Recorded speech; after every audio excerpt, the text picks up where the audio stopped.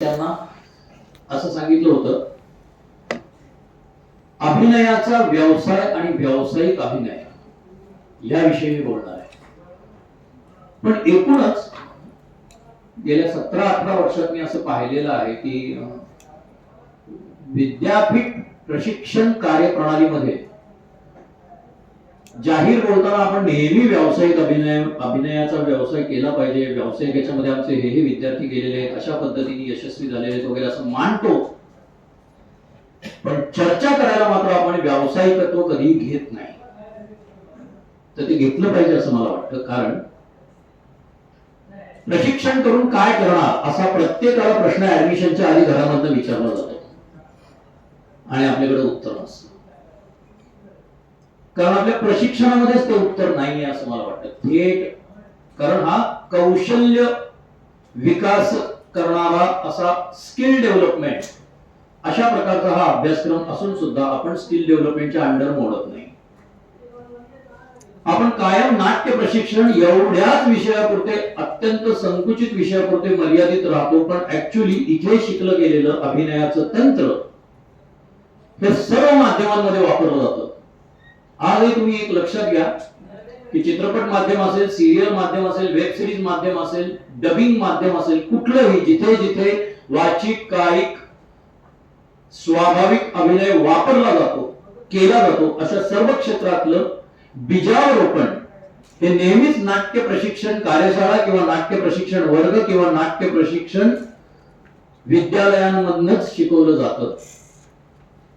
पण कधीही त्यांना याचा पुढे व्यवसाय करायचा आहे असं सांगितलं जात नाही, जे मला वाटतं चुकीचं आहे. किंवा आपण तिथे कुठेतरी आपलं पाऊल कचरतं किंवा आपण मागे पुढे करतो. हे सांगितलं पाहिजे. साधं आहे ना की कॉमर्सचं ग्रॅज्युएशन झाल्यानंतर तो आणखी कुठलं तरी मॅनेजमेंट वगैरे काहीतरी करतो आणि त्या संदर्भात त्याला जॉब मिळतात किंवा तो स्वतःचा व्यवसाय सुरू करतो. तेव्हा त्याला हे सांगितलं जातं की तुझी पुढची दिशा ही अशा पद्धतीची आहे. इंजिनिअरिंग करणाऱ्या मुलाला हे सांगितलं जातं की तुझी पुढची दिशा ही अशा पद्धतीची आहे. आपल्यामध्ये कधीही नॉर्मल म्हणजे ऑफ द स्टेज चर्चा खूप वेळा केली जाते. अरे इथे इथे जा, इथे लुक टेस्ट आहे, अशा अशा पद्धतीने लुक टेस्ट घेतले आहेत, हा मेसेज आला, इथे जा, इथे आता चालू आहेत ऑडिशन, हे सगळं सांगितलं जातं. परंतु आपण प्रशिक्षण घेत असताना या पद्धतीचं प्रशिक्षण कधीही विषय धरून केलं जात नाही असं मला वाटतं. आणि त्याचा विचार होणं खूप गरजेचं आहे. कारण जर व्यवसाय म्हणून विचार केला तर भारतामध्ये कधीही अधोगतीला किंवा ज्याला डिक्लाइन लाईन म्हणतो अशा पद्धतीच्या कधीही डिक्लाइन लाईन न झालेले दोन व्यवसाय आहेत. एक मेडिकल अँड हेल्थ या संदर्भातले व्यवसाय आणि दुसरा एंटरटेनमेंट व्यवसाय. याची लाईन कधीही डिक्लाइन झालेली नाहीये. ती नेहमीच अपलाईनच राहिलेली आहे. ती नेहमीच प्रगतीकडे गेलेलीच आहे. पण तरीही याला कधीही इंडस्ट्री म्हणलं जात नाही. का तर ते ठोस अशा एका चौकटीमध्ये बांधलं गेलेलं नाही.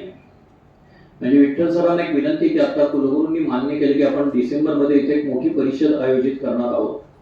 तर याच्यामध्ये ज्या ज्या विद्यालयातून आणि विद्यापीठातून अभिनय याचे कोर्स चालवले जातात, मग ते बीपीए असेल, एमटीए असेल, जे काही असतील ते कोर्स चालवले जातात, त्यातले शिक्षक आणि त्याच्या बोर्ड ऑफ स्टडीजची 1-2 दिवसाची परिषद घेतली जावी आणि एक अभिनयाच्या संदर्भात, दिग्दर्शनाच्या संदर्भात, नेपथ्याच्या संदर्भात, आर्ट डायरेक्शनच्या संदर्भात की ज्याचे ज्याचे अत्यंत फ्लरिश होणारे व्यवसाय आहेत त्याच्या संदर्भात एक प्रशिक्षणाची चौकट, सिलेबस हे केलं जावं. माझ्यावरती जे अनेक आक्षेप घेतले जातात त्याच्यामध्ये नेहमी मी हे म्हणतो की मी या सिलेबसला कायम क्रिटिसाइज करत आलेलो आहे. हा सिलेबस इतिहास शिकवतो. हा सिलेबस वर्तमानात कसं वावरायचं आणि याचं भविष्य काय या संदर्भात काहीही सांगत नाही. आपल्या नाट्य प्रशिक्षण तुम्हीच बघा, आपल्या नाट्य प्रशिक्षणामध्ये ज्या वेळेला आपल्याला कॉन्टेम्पररी थिएटर असं सांगितलं जातं, त्या कॉन्टेम्पररी थिएटर बद्दल जेमतेम 1 तास बोललं जातं आणि मागील 20 वर्षांच्या नाटकांबद्दल बोललं जातं, घाशीराम कोतवाल पासून शोभा यात्रापर्यंत, जे होऊन गेलंय. आणि ज्याचा आत्ताची मुलं ज्या वेळेला प्रयोग करतो तो कम्प्लीट वेगळा असणार आहे. नाट्य प्रयोग हा रोज बदलत असतो. जिथे एका दिग्दर्शकाने बसवलेला नाटकाचा प्रयोग हा रोज वेगळा असतो असं आपण म्हणतो, तर एकच संहिता ज्यावेळेला एक एक वर्षानंतर वेगळा वेगळा दिग्दर्शक बसवेल, सादर करेल, त्याला ती वेगळीच असणार आहे. कॉन्टेम्पररी थिएटर बद्दल बोललंच जात नाही आणि कॉन्टेम्पररी अभिनय क्षेत्राबद्दलही बोललं जात नाही. या इथे योगेश सोमन नावाचा अभिनेता उभा राहिल्यानंतर बीजभाषणासाठी तो कशा पद्धतीची बॉडी लँग्वेज यूज करेल याचं एक तंत्र आहे आणि हे अत्यंत मेकॅनिकली शिकवलं गेलं पाहिजे, जे शिकवलंच जात नाही. जर माझा क्लोज असा लागलेला असेल तर हा माईक मी कशा पद्धतीने वापरीन आणि माझ्या फ्रेम मध्ये हा माईक आल्यानंतर कशा पद्धतीने हे केलं जाईल हे फक्त 2 दिवसाच्या कार्यशाळेमध्ये सांगितलं जातं. जसं मगाशी मला जोशी सरांनी सांगितलं, कदम सरांची कार्यशाळा झाली ज्याच्यामध्ये एका दृश्यासाठी 4-4 साडेचार तास काम केलं जातं. याच्या 4 महिने काम केलं गेलं पाहिजे. आपण कायम स्टॅनिस्लावस्कीचं एक 2 तासासाठी एक व्याख्यान कुरकुट टाकतो. त्या स्टॅनिस्लावस्कीनी 1 वर्ष ती कार्यशाळा घेतलीये, ज्याच्यात विद्यार्थी आणि त्याच्यामधले झालेले जे संवाद आहेत ते पुस्तक रूपाने आपल्याकडे आलेले. म्हणजे याचा अर्थ ती कार्यशाळा व्हायला पाहिजे की नाही?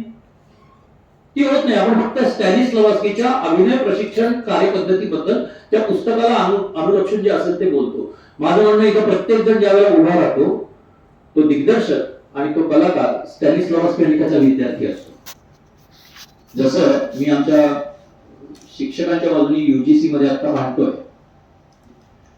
की प्रचलित अर्थाने नेमकं काय, माझ्या मागे कुठलंही डॉक्टरेट नाही रंगभूमी संदर्भात, पण 35-40 वर्षाचा जो अनुभव आहे तो, आणि त्याचसाठी मी आता हे करतोय की आमच्याकडे आम्ही जर्नल्स मधनं कुठले लेख लिहिणार की जे त्यांच्या त्या फॉर्मॅट मध्ये कॅल्क्युलेट केले जातात. कारण आमचा एक दिग्दर्शक ज्या वेळेला विद्यार्थ्यांकडनं नाटक बसवतो ते एका पुस्तका इतका अनुभव सिद्ध हे असतं. ज्यावेळेला तो नाटकाचा पहिला प्रयोग सादर करतो त्यावेळेला ते कुठे कॅल्क्युलेटच केलं जात नाही. ज्या वेळेला तुम्हा विद्यार्थ्यांचं मेजर प्रोडक्शन किंवा सीनवर्क चालू असेल, ते सीनवर्क ज्यावेळेला चालू असेल, चला आपण वाडा चिरेबंदी नावाच्या नाटकामधला एक सीन बसवत असेल आणि तो महिनाभर एखादा दिग्दर्शक और सहाय्यक प्राध्यापक प्राध्यापिका बसवत असतील, त्यावेळेला महिनाभर जे तुमच्या बरोबर काम केलं जातं ते एका पुस्तकाच्या तोडीचं असतं, पण ते कुठं कॅल्क्युलेटच केलं जात नाही. परफॉर्मिंग आर्ट्सच्या बाबतीत हीच बोंब आहे असं मला वाटतं की ह्यांना कुठल्याही त्या ठरलेल्या त्यांच्या पॅरामीटर्स मध्ये आपल्याला बसवता येत नाही. आणि मग इथे गोंधळ सुरू होतो की त्यांच्या त्या पुस्तकातल्या किंवा ते जे काय ऑनलाईन फॉर्म्स असतात त्याच्यावर कुठले टिकमार्क करायचे आणि कशाला यस म्हणायचं नो म्हणायचं हे कळतच नसल्यामुळे आपले सहाय्यक प्राध्यापक, शिकवणारे सहाय्यक प्राध्यापक, व्हिजिटिंग फॅकल्टीज, एक्सपर्टीज यांना कशात बसवायचं याच्यासाठी फार मोठी कसरत विभाग प्रमुखांना आणि संचालकांना करावी लागते. तर मला असं वाटतं परफॉर्मिंग आर्ट्सच्या बाबतीत पर्टिक्युलरली नाटक, लोककला, संगीत, नृत्य, तरीही नृत्याचा एक किंवा संगीताचा एक फॉर्मॅट आहे. त्यांनी काय बाबा प्रथमा द्वितीय तृतीय अशा पद्धतीने त्यांच्या एक असं आपल्या नाट्यशास्त्र किंवा अभिनयशास्त्र, दिग्दर्शन याच्यासाठी कुठला फॉर्मॅटच नाहीये, तो केला गेला पाहिजे.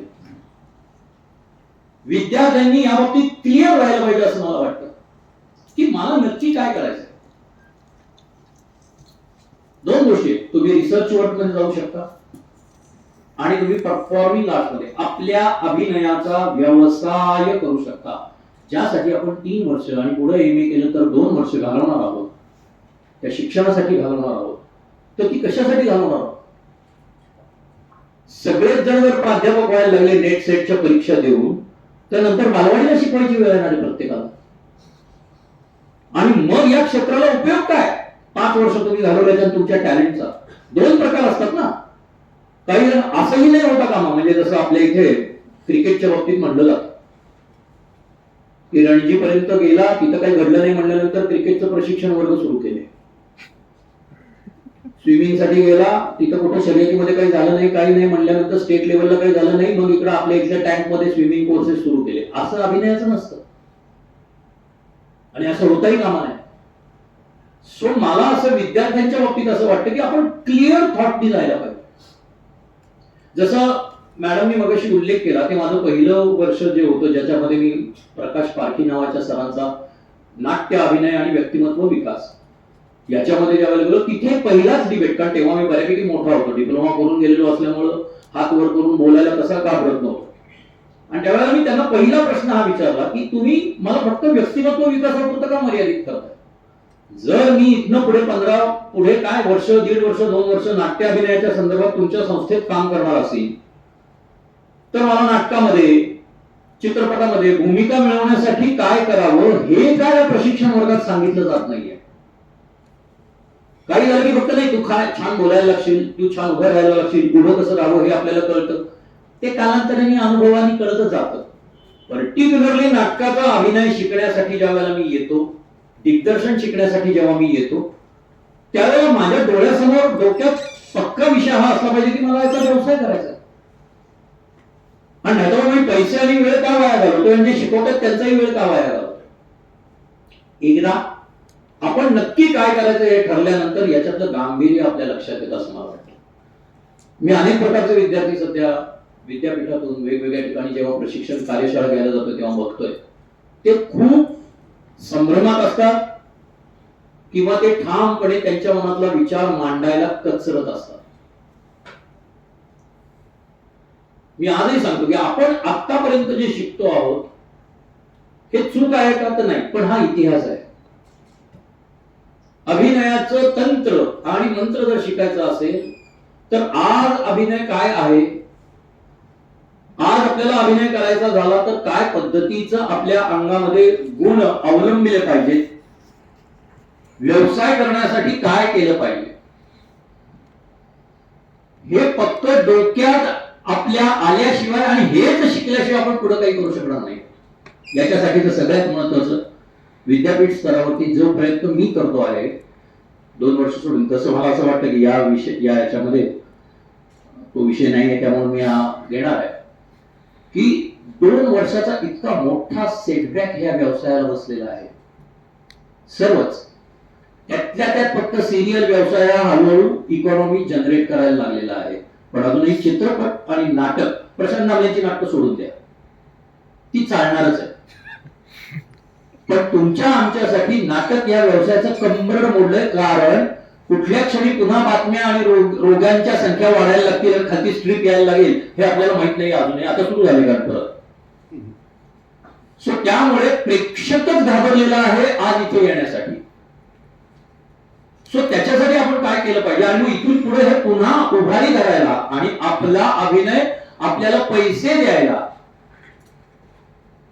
अजून 1.5 ते 2 वर्ष लागणार आहे, लक्षात ठेवा. म्हणजे इथे जे आता फर्स्ट इयरला आहे ते पास आउट होतील तेव्हा कुठेतरी नाटकाचा, त्यातला माझं स्वतःचं स्पष्ट मत आहे, नाट्य व्यवसाय हा कधी उभा राहील याबद्दल सांगता येणार नाही. व्यवसाय म्हणतोय मी, आपल्या याच्यामध्ये आपले 4 नातेवाईक बोलवायचे, नांदेड मधले मित्रमैत्रिणी बोलवायचे आणि 50-100 लोकांपुढे पहिला एकमेव प्रयोग करायचा, तो खूप छान झाला म्हणायचा आणि पुढे 6 महिने त्याच्याच आठवणीवरती सगळ्यांनी गप्पा मारत बसायचं. याला मी नाटक म्हणत नाही.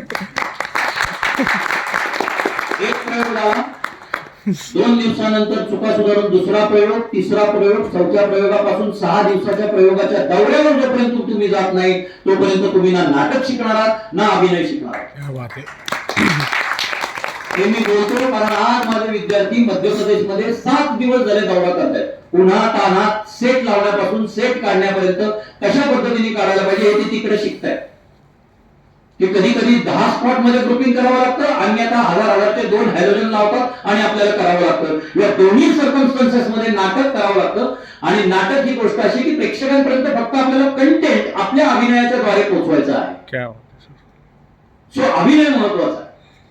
तर अशा पद्धतीने जोपर्यंत नाटक सादर होत नाही, विद्यापीठांमधून जोपर्यंत नाटक सादर करण्याची ही लिंक दिली जात नाही, हे सांगितलं जात नाही, तोपर्यंत मला नाही वाटत की आपण अभिनयासाठी तयार होऊ. अतुल कुलकर्णी सगळ्यांना माहिती आहे, नॅशनल स्कूल ऑफ ड्रामा मधनं पासआउट झालेले, उत्तम पद्धतीने पासआउट झालेले स्नातक आहेत. प्रसाद वनारसे हे त्यांच्याबरोबरच कॉन्टेम्पररी त्यांच्याच बॅच मधनं प्रथम क्रमांकाने पासआउट झालेले आहेत. अतुल कुलकर्णींनी कितीतरी वेळा विद्यार्थ्यांना अशा पद्धतीने सांगितले की पहिली 2 वर्ष अनलर्न होण्यात गेली. म्हणजे जे शिकलो ते वाईप आउट करावं लागलं व्यवसाय जेव्हा करायचा होता त्यावेळेला. का बरं असं म्हटले ते? कारण ते म्हणले की अतिशय सुखासुखी सगळं मिळत होतं. 2 मजली सेट हवाय असं म्हणल्यानंतर एनएसडीचे कार्पेंटर 2 आठवड्यामध्ये 2 मजली सेट करून देत होते. आणि मग तो 2 मजली सेट थिएटरमध्ये नाही तर चला खालच्या मैदानात उभा करू, मग त्या पद्धतीने 25 लाइटिंगचं ग्रुपिंग करू. आणि केला एक प्रयोग. त्याला दिल्लीतल्या एलिट क्लास मधले लोक आले, टाळ्या वाजवल्या. तिथून ज्यावेळेला मी शिवाजी मंदिरला येतो मुंबईमध्ये, की याचं ओपनिंगच एवढं असतं. म्हणजे जर एखादा कलाकार जोरात पळत विंगत गेला तर तो तिकडच्या भिंतीवर जोरात आपटेल. इतकं छोटं आहे ते थिएटर, की इथं पळत गेला जोरात तर तो दणकन तोंडावर आपटू शकतो. इतकं छोटं थिएटर आहे. अशा ह्याच्या ज्या वेळेला तुम्हाला करावं लागतं त्यावेळेला तुम्हाला अनलर्न व्हायलाच लागतं, कारण तुमचा अनुभव lavish. National school of drama मध्ये नाटक शिकवलं जातं. नाटक शिकवलं जातं म्हणजे ते अशा पद्धतीने शिकवलं जातं. नाटकाचा व्यवसाय ज्या वेळेला करायची वेळ येते त्यावेळेला विंगेमध्येच कपडे बदलण्यासाठी एक जेमतेम कनात बांधलेली असते स्त्री कलाकारांसाठी, इकडच्या बाजूला पुरुष कलाकारांसाठी एक छोटासा मिनमिनटा दिवा लावलेला असतो. त्याच्यामध्ये सेट चेंज, त्याच्यामध्ये ड्रेपरी चेंज करावी लागते. त्याच्यामध्ये आहेत ती ऑर्नामेंट्स पटकन घालून तुम्हाला यावं लागतं. हे सगळं करण्याचा अनुभव हा खरं तर प्रशालांमधनं मिळाला पाहिजे, म्हणजे या विद्यापीठात आपल्या आपल्या अभ्यासक्रमात मिळाला पाहिजे. सो माझा असा प्रयत्न, म्हणजे माझं असं आवाहन आहे कलाकारांना की जो काही सीन वर्क आपण करू, 20 मिनिटाचा सीन केला तर त्याच्यानंतर आपल्याला असं वाटलं की चला आपण अजून आजूबाजूचे मिळून असं एक अर्धा ते पाऊण तासाचं वाडा चिरेबंदी या नाटकावरती, वाडा चिरेबंदी या नाटकावरती बोलणारे एक महाराष्ट्रामध्ये 700 प्राध्यापक मिळतील की जे वाडा चिरेबंदी आणि त्याचं काय ती त्रयी याच्यावरती बोलतील. करण्याचं काय? माझं असं म्हणणं चला मग एकदा वाडा चिरेबंदी केलं तर युगांतमध्येही करा, युगांतमधलाही एक सीन करायचा, भग्नकाळ्या काठीमधलाही एक सीन करायचा. आपल्याच प्राध्यापकांना म्हणायचं की आता या संबंध त्रयीबद्दल तुम्ही बोलायचं, डेमॉन्स्ट्रेशनसाठी आम्ही प्रयोग करतो. आणि नांदेड आणि या विद्यापीठाच्या आसपास असलेल्या ज्या ज्या महाविद्यालयांमधून आपल्याला विद्यार्थी मिळतील अशा ठिकाणी जा आणि करा ना प्रयोग. हा तुमच्या अभ्यासक्रमाचा भाग व्हायला पाहिजे असं मला वाटतं. इंटरनलचे मार्क्स तुमच्या या प्रयोगावरती, त्या एका प्रयोगावरती नाही. आपलेच आई बाबा आलेले आहेत, आपलेच काका काकू आलेले आहेत, आपलेच 4 मित्र आलेले आहेत, राज्यनाट्याचे प्रयोग असले असतात.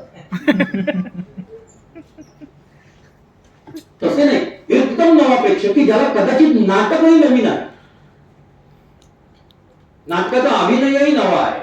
तुम्ही तुमचा पीआर हा वाढवला पाहिजे ना. तुम्ही चांगला अभिनय करताय हे एक्सटर्नलचे एक्झामिनर आलेले आणि इंटरनलचे दोघं जण यांनी नाही ठरवायचं ना.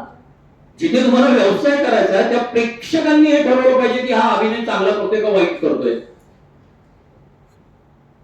आम्हाला उठून जावंसं वाटतंय का आम्हाला बसावंसं वाटतंय, हे प्रेक्षकांनी ठरवलं पाहिजे ना. तुमचे एक्सटर्नल एक्झामिनर हे तुमचे प्रेक्षक असतील, तिथे कळेल तुम्ही काय केलेलं आहे आणि काय नाही. आणि मग आपण आपल्या भ्रामक अभिनयाच्या कल्पनेतून बाहेर येतो.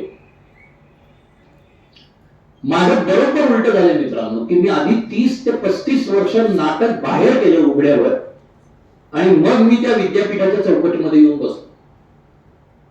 त्यामुळे माझी विचारधारा कंप्लीट वेगळी आहे. मी अभ्यासक आहे पण तो प्रत्यक्षदर्शी कामातनं अभ्यास झालेला अभ्यासक आहे. शेजारचा कलावंत ब्लँक झाल्यानंतर काय होतं याचा किमान 15 वेळा अनुभव घेतला पाहिजे ना आपण. तो ब्लँक झाला म्हणून आपण विंगेत रडत जाऊन काय उपयोग. एकच जेव्हा प्रयोग करतो आपण विद्यापीठासाठी त्यावेळेला असं घडतं. तो ब्लँक झाला की आपण फक्त तिथल्या तिथं सांगतो हा हा चला कंटिन्यू करतो. प्रयोग चालू ठेवणं तसाच त्याच इंटेन्सिटी मध्ये याला जी एनर्जी लागते ना, ही जोपर्यंत तुम्ही 10 वेळेला प्रयोग, म्हणजे मी नेहमी म्हणतो की एकदा नाटक सेट केलं की त्याचे किमान 15 प्रयोग व्हायला पाहिजेत. मग ती एकांकिका असो, सीन वर्क असो, स्ट्रीट प्ले असो, 2 अंकी नाटक असो, दीर्घांक असो, किमान 10 ते 15 प्रयोग त्याचे व्हायला पाहिजेत. वेगळ्या वेगळ्या सर्कमस्टन्सेस मध्ये, वेगळ्या वेगळ्या स्टेजवरती. म्हणजे एखाद्या दिवशी कुसुम मध्ये प्रयोग केला तर पुढच्या वेळेचा प्रयोग हा शंकरराव मध्ये व्हायला पाहिजे. 2 यांची मार्जिन्स वेगळी असतात ना, 2 यांच्या सुखसोयी सोयी सुविधा वेगळ्या वेगळ्या असतात. आणि तिसरा प्रयोग एकदम कुठल्या शाळेत आपण केला होता, शाळेमधल्या एका स्टेजवर नाट्य संमेलनाच्या वेळेला आपल्या विंगाला आम्ही तिथं एक 8 दिवसाचा महोत्सव ठेवला, 3 दिवसाचा. तसं करायला पाहिजे. अशा पद्धतीने प्रत्यक्ष प्रयोग, व्यावसायिक अभिनय, अजून अभिनयाचा व्यवसायामध्ये मी यायचोय. व्यावसायिक अभिनय हा असा असला पाहिजे की काहीही घडो, माझा हा व्यवसाय आहे, जर मी उद्या कुठल्या तरी सॉफ्टवेअर इंडस्ट्रीमध्ये कामाला असेल, भले वर्क फ्रॉम होम असेल, तरी त्यावेळेला पंच करावं लागतं म्हणजे लागतं, त्यावेळेला तुम्ही ऑनलाईन जावं लागतं म्हणजे लागतं, आणि ते तुम्हाला सतत बघत असतात की तुम्ही हे नुसतं ऑनलाईन करून इकडे तिकडे कुठे फिरताय का. तसं फिरता येत नसतं ज्यावेळेला तो जॉब असतो. तसं जेव्हा आपण अभिनय हा आपला जॉब म्हणून घेतो किंवा हा जॉब म्हणून करणार असतो, त्यावेळेला आज आमच्या घरी गौरी गणपतीचं जेवण आहे म्हणून आजच्या रिहर्सलला मी येणारच नाही असली भंपक कारण सांगणं हे पाप आहे असं मला वाटतं. मुद्दाम मी श्रद्धांनाच हात घातलाय डायरेक्ट की हे पाप आहे, कारण आपल्या श्रद्धा आपल्या कामाशी असल्या पाहिजेत. तुम्ही जे कोणी आता इथे प्रशिक्षणार्थी आहेत त्यांनी विचार करा, आपण किती भंपक कारण आतापर्यंत सांगितलेली आहेत रिहर्सलला न येण्यासाठी, प्रयोग टाळण्यासाठी, आणि मग तुम्हाला का बरं या क्षेत्राने भरभरून यश द्यावं. तुम्ही या क्षेत्राला काय देताय. 3 वर्षानंतर मिळणाऱ्या बीपीए ची जी काही डिग्री असेल और एमए ची जी काही डिग्री असेल, त्या 3 वर्षाच्या डिग्री मधले सरकारी सुट्ट्या शनिवार रविवार सोडून जे काही मिळून तुम्ही जे काही काम करणार आहात त्याच्यामध्ये तुम्ही स्वतः किती वेळा ते काम टाळलेलं आहे याचा एकदा विचार करायचा प्रामाणिकपणे. आणि मग तुम्ही कल्पना करा का तुम्हाला मुंबई पुण्याला लुक टेस्टला गेल्यानंतर लोकांनी लगेच घ्यावं.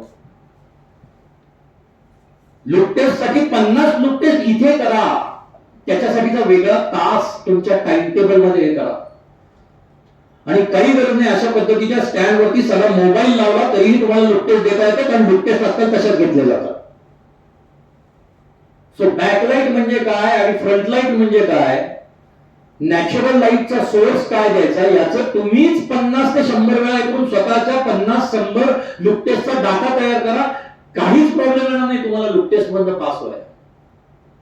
मग तिथे गेल्यानंतर तुम्ही फंबल होणार नाही, तिथल्या वातावरणाला तुम्ही घाबरणार नाही, तिथल्या वातावरणाला कचरून तुमचं पाठांतर झालंय का नाही याच्याबद्दल तुमच्या मनात शंका येणार नाही. पण हे व्हायला पाहिजे, अशा पद्धतीने तो अभ्यासक्रम डिझाईन केला पाहिजे. अन्यथा आपल्या डिझाईन्ड प्रोग्राम मध्ये acting in front off camera अशा पद्धतीचे 20 तास कॅल्क्युलेट केले पाहिजे. 20 तास की acting in front off camera first term मध्ये ते द्यायचं, त्याच्यामध्ये इंडिव्हिज्युअल सोलोलोकीज असतील, लुक टेस्ट असतील, अशा पद्धतीचं काम करून घेतलं पाहिजे. आणि सेकंड टर्म मध्ये त्याचं सीन वर्क केलं पाहिजे की कट्स कळले पाहिजे. कुठल्याही नाटकातला सीन घ्या, शंकर शेषांच्या एक और द्रोणाचार्यामधले सीन घ्या, जे स्वाभाविक पण आहेत आणि जे महाभारत कालीन सुद्धा आहेत, त्याच्या स्वाभाविक जे सीन्स आहेत त्याच्यामध्ये कुठल्याही अशा पद्धतीने याच्यामध्ये 2 खुर्च्या म्हणल्यानंतर ओव्हर द शोल्डर्स म्हणजे काय, टू शॉट म्हणजे काय, क्लोजअप म्हणजे काय, हे करता करता एडिटेड अतिशय सुंदर सीन्स करता येऊ शकतात. सेकंड टर्म मध्ये अशा पद्धतीचं सीन वर्क व्हायला पाहिजे. पण हे आता व्हायला पाहिजे, ही काळाची गरज आहे आणि ही तुमची सुद्धा गरज आहे, लक्षात ठेवा. इथनं नुसतं अभिनय शिकून तिथे कोणी विचारणार नाहीये, म्हणजे हे महत्वाचं नाहीये का. तेंडुलकरांची नाटकं आणि हे तुमच्या माहितीसाठी हे नक्की महत्वाचं आहे. पण जेव्हा तुम्ही व्यवसाय करण्यासाठी म्हणून जाणार आहात, तुम्हाला सिरियल मध्ये काम मिळावं म्हणून जाणार आहात, तुम्हाला चित्रपटाच्या एखाद्या लुकटेस्टसाठी जेव्हा जायचं आहे, त्यावेळेला तिथे असलेला असिस्टंट डिरेक्टर हे तुम्हाला विचारणार नाही, बरं तेंडुलकरांची 6 नाटकं सांग असं म्हणणार नाहीये तो. आणि तुम्ही लुकटेस्ट मध्ये फंबल झाला म्हणून थांबा, मी तुम्हाला तेंडुलकरांची 6 नाटकं सांगतो असं म्हटल्यावर तुम्ही लुकटेस्ट पास होणार नाही. याच्यामध्ये हे शिकवलं जातं हे चुकीचं आहे असं मला म्हणत नाही. हा इतिहास आहे. आपल्याला वास्तव आणि भविष्यकाळ याच्याबद्दल चर्चा करायची. कदाचित हे माझं हे बीजभाषण खोडलं सुद्धा जाईल आणि खोडलं जावंच, कारण एक वेगळा विचारही यावा असं माझं मुळीच म्हणणं नाहीये की मी बोलतोय तेच ठाम आहे. पण मी हे अनुभव सिद्धतेतून बोलतोय की अशा पद्धतीने मुलांकडनं तयारी करून घेतल्याशिवाय ही मुलं तयार होणार नाहीत. हा, इथं असलेल्या सगळ्या 40च्या 40 विद्यार्थ्यांना असं वाटत असेल नाही आम्हाला नांदेड सोडून जायचं नाहीये, आम्हाला इथेच संशोधन करायचं आहे मराठी रंगभूमीवरती आणि आम्ही मोठमोठे ग्रंथ लिहिणार आहोत, तर माझ्या बीजभाषणाला इथून पुढे फुलस्टॉप आहे असं समजा. किंवा चांगलं ग्रंथालय तयार आहे, चांगले अभ्यासक तयार होतील, खूप छान पद्धतीने आपण चर्चा करू शकतो, परिसंवाद करू शकतो. सादरीकरणाचं काय, जर त्याच्यासाठी माणसं तयार असतील तर हे ज्याचे मार्क्स दिलेले आहेत, जसं आपणही म्हणतो इतिहास आणि भूगोल हे मार्क्स वाढवण्यासाठी असतात 10वी किंवा 12वीलाच. ठीक आहे, पाठ केलं, अटी शर्ती ज्या काय असतील त्या वेगवेगळ्या अटी वगैरे पाठ केल्यानंतर पण तो जो शिकतो तो इतिहास आणि आपल्याला जो आवडतो तो इतिहास किंवा आपण जो आवडीने ऐकतो किंवा त्याचं ग्रहण करतो तो इतिहास, याच्या जमीन आसमानाचा फरक आहे. पाठ्यपुस्तकातला इतिहास आणि 4 ज्येष्ठ माणसं आपल्याला सांगत असलेला इतिहास, याच्यामध्ये जमीन आसमानाचा फरक आहे. तसंच या नाटकांच्या बाबतीत आहे की इथे अनुभव सिद्धता स्वतःची स्वतः करावी लागते. इथे माझे किंवा गायकवाड सरांचे, रामभाऊंचे अनुभव तुम्हाला फक्त किस्से यासाठी ऐकण्यासाठी छान आहे. म्हणजे आता जर आपण नंतरच्या प्रश्नोत्तराच्या सेशनला जर असं जर तुमच्या दृश्यमचा अजय देवगणचा एखादा किस्सा सांगा, काय होणार याच्यात? आपण काय शिकणार आहोत ना? मी काही शिकलोय ना, तो किस्सा ऐकून तुम्ही काही शिकलाय. जसं माझ्या ओळखीमध्ये हे सांगितलं जातं, मी पहिलं ते खोडून टाकतो. अतिशय अप्रतिम भूमिका, उरी नावाच्या नाही, मी भूमिका काही अप्रतिम केलेली नाही त्याच्यात, माझा चेहरा त्यांच्यासारखा दिसतो म्हणून मी सिलेक्ट झालो होतो. हे कळलं पाहिजे. आणि मग मी तसंही मी नॉर्मलच वावरतो कॅमेरासमोर. मग एवढ्या दिवसानंतर एवढं तर मला कळलं पाहिजे, तसा मी वावरलेलो आहे. ती भूमिका तशीच्या तशी वाटली हे क्रेडिट आदित्य धरचं आहे किंवा माझ्या कास्टिंग डिरेक्टरचं आहे की त्यांनी पाहिल्या जेव्हा सांगितलं. माझ्या आधी तिथे शॉर्टलिस्ट सतीश पुळेकर झाले होते आणि ज्यावेळेला सतीश पुळेकरांचा फोटो आणि तिथे लावलेलं होतं, माझा जो कास्टिंग डिरेक्टर आहे विकी सिदाना म्हणून, ज्यांनी दृश्यम मध्ये माझं कास्टिंग केलेलं होतं, तो तिथं गेलेला होता त्या दुसऱ्या कुठल्या तरी मीटिंगसाठी आणि त्याचं पाहिलं डिफेन्स मिनिस्टर म्हणून तिथं पाहिला त्यांनी फोटो. त्यावेळेला त्यांनी विचारलं कसं पाहिजे, तर आदित्य त्यांनी सांगितलं मुझे जरा मनोहर भाई जैसा, मनोहर पर्रिकर जैसा चाहिए. तर त्यांनी सांगितलं कास्टिंग फायनल केलंय का, त्यांच्याशी बोलणं झालंय का? तर म्हणलं नाही. तर मला मी ऑफिसला जातो आणि मी तुला काही फोटोग्राफ्स पाठवतो, तुला वाटलं तर तू बघ, नाही तर मग कंटिन्यू कर. तो ऑफिसला गेला स्वतःच्या, त्यांनी माझे फोटोग्राफ जे दृश्यम मधले होते त्यावेळेला पाठवलेले ते त्यांनी तिकडे पाठवले आणि मला रॉनी स्क्रूवाला प्रोडक्शन मधून फोन आला की असं असं डिरेक्टरना भेटायचं आहे. आणि हा माझा व्यवसाय नसल्यामुळे, आता हे सगळं मी अभिनयावर बोलत असताना, अभिनय हा माझा व्यवसाय कधीही मी होऊन दिला नाही, त्याबद्दलही मी दुसऱ्या भागामध्ये बोलणारच आहे. कारण ते माझं लायकिंग नव्हतं. अभिनय हे माझं लायकिंग नाही, ते दिसतं म्हणून आजकाल ते पहिल्यांदा सांगितलं जातं.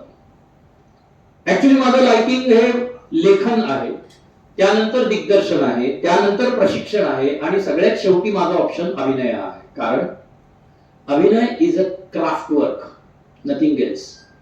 It's not creativity. त्याच्यात काहीच घडत नाही.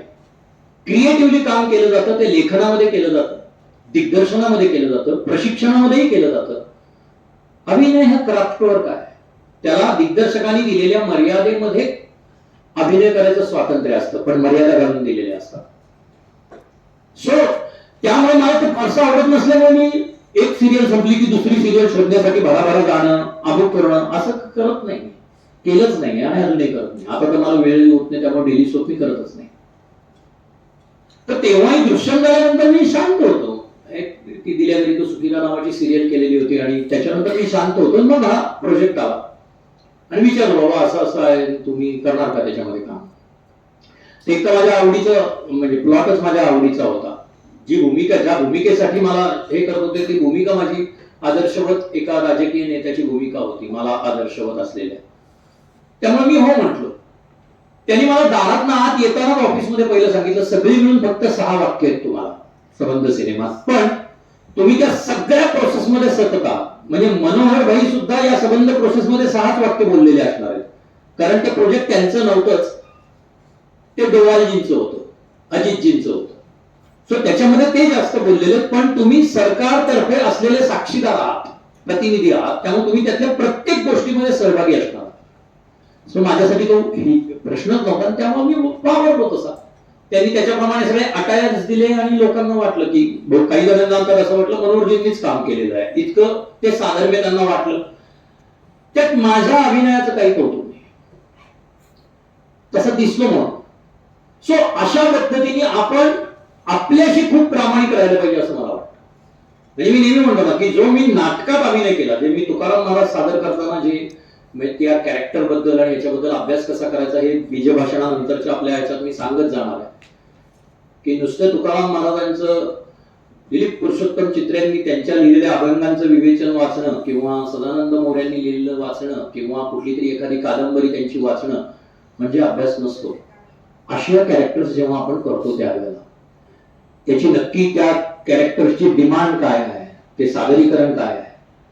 माझ्या मते इथे नांदेडमध्ये सुद्धा 2 किंवा 3 प्रयोग माझे आनंद डोहचे झालेले आहेत तुकाराम महाराजांच्या याच्यावर.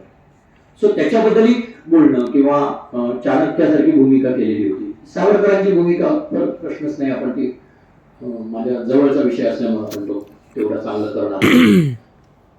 परंतु अशा पद्धतीच्या भूमिका करताना अभ्यास आणि त्याच्या मागेही व्यवसाय असतो. जर मी त्याच्यासाठी 4 वर्ष माझ्या आयुष्यातली घालवली असेल नुसत्या अभ्यासासाठी आणि त्याचे प्रयोग सुरू झालेले असतील तर ते कशा पद्धतीने केले गेले पाहिजे, ते कशा पद्धतीने व्यावसायिक गणितात बसवलेले पाहिजे. आजपर्यंत जवळजवळ 75 ते 76 प्रोडक्शन्स मी केली समांतर रंगभूमीवरती. मी त्याला समांतर रंगभूमी इतर म्हणतात म्हणून म्हणतो, नाही तर ती व्यावसायिकच रंगभूमी आहे, कारण त्याच्यातही पैसेच घालवावे लागतात आणि त्याच्यातूनही पैसेच मिळत असतात. तर आजपर्यंत केलेल्या एकाही प्रोडक्शन मध्ये मी 1 रुपयाही लॉस मध्ये गेलो नाहीये. 75 म्हणजे तशावरती कंपॅरिझन केली तर माझी प्रशांत दामलेंबरोबर केली पाहिजे निर्माता म्हणून, कारण मी 1ही रुपया लॉस मध्ये गेलेलो नाही. याचं एक गणित आहे. माझ्यासमोर ठरलेल्या प्रयोगांची काय पद्धतीने प्रयोग व्हायला पाहिजे याचं माझं एक गणित आहे. याचा प्रेक्षक वर्ग कसा असला पाहिजे याचं माझं एक गणित आहे. याचा आतला खर्च म्हणजे काय, प्रोडक्शनचा खर्च किती, प्रयोगाचा खर्च किती, ज्याला आतला खर्च म्हणतो तो किती आणि आपण मिळवायचे किती, या सगळ्या गणितातच मानलेलं आहे. तशा अर्थी ही हौशी रंगभूमी नाही. तुम्ही इथे व्यावसायिक रंगभूमी संदर्भात शिक्षणासाठी इथे येत आहात, कारण तुम्ही तुमच्या आयुष्यातली 2 वर्ष 3 वर्ष सगळी मिळून धरली तर 5 वर्ष इथे घालवणार आहात हे लक्षात ठेवा. आणि 5 वर्षानंतर जर आता मी काय करू असं म्हणल्यानंतर आता काहीच जमत नाहीये तर मग आता या वेळेच्या मे महिन्याच्या सुट्टीमध्ये नांदेडमध्ये घेऊन टाकू एक नाट्य प्रशिक्षण वर्ग, असं जर आपल्या मनात येत असेल तर मग ही 5 वर्ष ज्यांनी तुम्हाला शिकवलं आणि जे तुम्ही शिकलास त्याचा तुम्ही अपमान करत असता हे लक्षात ठेवा. या 5 वर्षानंतर पुढची घोडदौड नको व्हायला. मला माझं नाव, कारण घरचे मिरचे तर टोचतच असतात. हे क्षेत्रच असं आहे की घरचे टोचायलाच लागतात. काय करणार आहे, काय शिकणार आहे, नाटकाचा आवे करून पुढे काय, आणि आपल्याला उत्तर देता येत नाही. पण आपल्याला ठामपणे उत्तर देण्यासाठी आपण आधी ठाम व्हायला पाहिजे असं मला वाटतं. सो इथनं आपण जो ब्रेक घेणार आहोत त्या ब्रेक नंतर पुढचं कधी सुरू करणार आहोत, 1 तासाच्या ब्रेक नंतर आपण जेव्हा पुन्हा येऊ त्यावेळेला मी अभिनयाच्या तंत्रासंदर्भात माझे जे अनुभव आहे ते सांगणार आहे. आणि मला असं वाटतं की हे इंटरॅक्शन सेशन व्हायला पाहिजे. नंतर भाषण झाल्यानंतर जास्तीत जास्त प्रश्न येणं खूप गरजेचं आहे. प्रश्न पडले नाहीत तर मग गडबड आहे. आपण सगळे स्वांत सुखावले आहोत असं मला वाटतं. आले ते सोमण आले, सेल्फी काढून घेतल्या आणि आम्ही ते शेअर केल्या आणि हे केल्या. मला त्याच्यात काही इंटरेस्टच नाही. मी विद्यापीठाच्या व्यासपीठावर जेव्हा येतो त्यावेळेला मी यासाठी येतो की आता या पद्धतीची चर्चा विद्यापीठाच्या व्यासपीठावर व्हायला पाहिजे की आम्ही इतिहास शिकणार आहोतच, पण त्याच्या बरोबरीने आम्ही वास्तव आणि आमच्या भविष्य काळाबद्दल काही तरतूद करणार आहोत का नाही तिथे. आम्हाला काही NSD सारख्या स्कॉलरशिप्स निर्माण करता येतील का, नुसत्या रिसर्च साठी नाही. तर अशा पद्धतीचं काम करून त्याच्या पद्धतीचे एखादं प्रोडक्शन करून ते पुढे 10 ते 15 ठिकाणी और 20 ठिकाणी करणं, जे पूर्वी फोर्ड फाउंडेशन मधनं थिएटर अकॅडमीने केलेलं होतं, झाले त्याला बरीच वर्ष. पण फोर्ड फाउंडेशननी आणि थिएटर अकॅडमीने मिळून 5 दिग्दर्शक आणि 5 लेखकांना मिळवलं होतं. 1 वर्ष त्यांना नाटक लिखाणासाठी दिलेलं होतं, नंतर त्याचं वाचन केलं होतं आणि त्याच्यानंतर ते प्रयोग बसवून ते 5 ठिकाणी म्हणजे त्याचे एकूण 25 प्रयोग केलेले होते. अशा पद्धतीचं प्रोडक्शन आपल्याला नांदेड विद्यापीठातनं करता येऊ शकेल का? अशा पद्धतीने आपण साधन मग त्याच्यासाठी जी सेंटर्स तयार करता येऊ शकतात का, तर ती सहज करता येऊ शकतात. काहीही अवघड नाही. साधा विचार करा, प्रत्येक महाविद्यालयामध्ये एवढंच छोटस ऑडिटोरियम नक्की असतं. तर अशा पद्धतीने आपण जर करत गेलो तर आपल्याला आपला हक्काचा प्रेक्षक वर्ग, आपल्या हक्काचं व्यासपीठ मिळतं आणि आपल्याला प्रयोग करण्याचा प्रचंड अनुभव मिळतो जो खूप गरजेचा आहे. सो मी आता फक्त तुमच्या डोक्यामध्ये विचार सोडून माझं बीजभाषण आता स्थगित करतो आहे. तासाभरानंतर आपण बीजभाषण किती वाजता, अर्ध्या तासाचा राव म्हटलं. हा, ठीक आहे. 40 मिनिटाचा आहे. अर्ध्या 2:30 वाजता आपण त्याचं बोलणं पुन्हा पुढे सुरू करीन. अभिनय, तंत्र आणि यश, आणि नंतर आपण इंटरॅक्शन सेशन ठेवू. धन्यवाद. धन्यवाद सर. सगळ्यांनी जागेवर बसून घ्यावं.